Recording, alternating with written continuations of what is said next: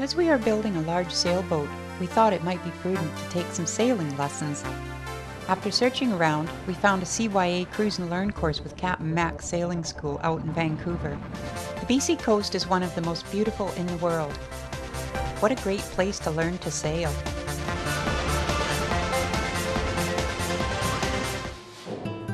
Now the transom is in, some frames for the interior were added, and work began on the swim platform. The deck of the swim platform must be cut. The leftover plate from the piece used to curve the transom was used to get the forward curve. Lucky we kept it.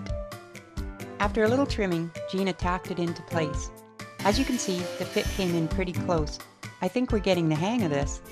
As I have mentioned before, a piece that fits right in is a happy piece. And we are happy builders. Did I ever get a pleasant surprise at the end of the day? Gina went back to work smoothing welds around the cockpit coaming. It looks like the curves on top are all lining up, which means all the leveling work before the split pipe was added was worth it. The pilot house front window is rather like a car window, both in angle and curve. The plate fell right in and was left square so the Lexan window won't need cutting on the long edge.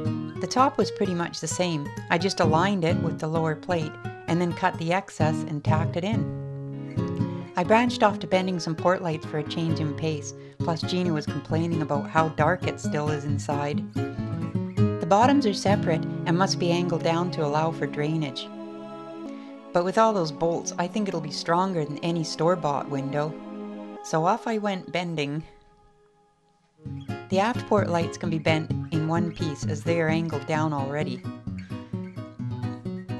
It took a while to stagger weld the frame into the hole, but after I ground it smooth, it was worth the work.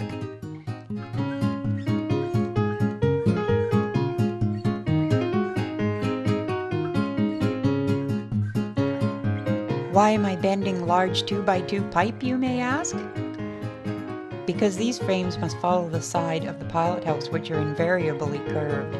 This heavy framing should take the impact of, say, a mast falling on it during a really bad storm without affecting the watertight integrity of the boat.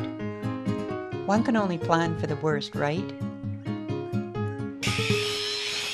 While I was topside getting a nice tan and reveling in the beauty of the newly created windows, poor Gina was down below fighting with 800-pound pieces of lead from an old crane counterweight she found at the scrap dealer. She was basically doing a 3D jigsaw puzzle that would fit into the keel, but in this case, a jigsaw would be useless. Even all our electric chainsaws were destroyed by cutting this stuff. The kind fellow at the scrapyard lent us a tiger torch and a propane tank after hearing about our troubles. The ingots, or blocks of lead we made, were formed from just pushing some angle bar together on the concrete.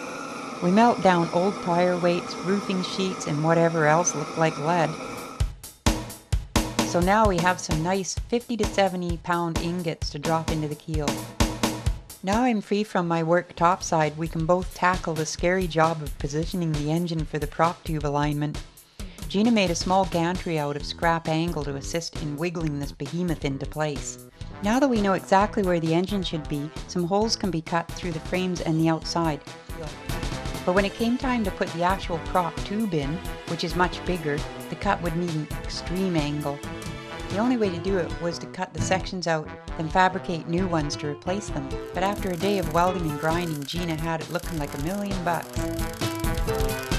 Well, we've come quite a long way since episode 1, going from a pile of plate, steel and flat bar to a vessel that, plugging a few holes, would basically be able to float in the ocean.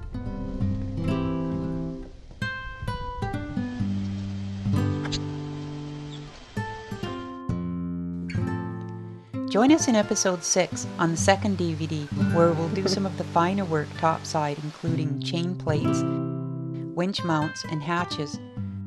Then to the interior with water and fuel tanks, more bulkheads, and steel door frames. Following episodes in DVD 2 will take you through finishing the interior, electrics and wiring, mechanics, plumbing, and painting, right up to the launch day. Until then, I'm Sandra Sims wishing you fair winds and farewell.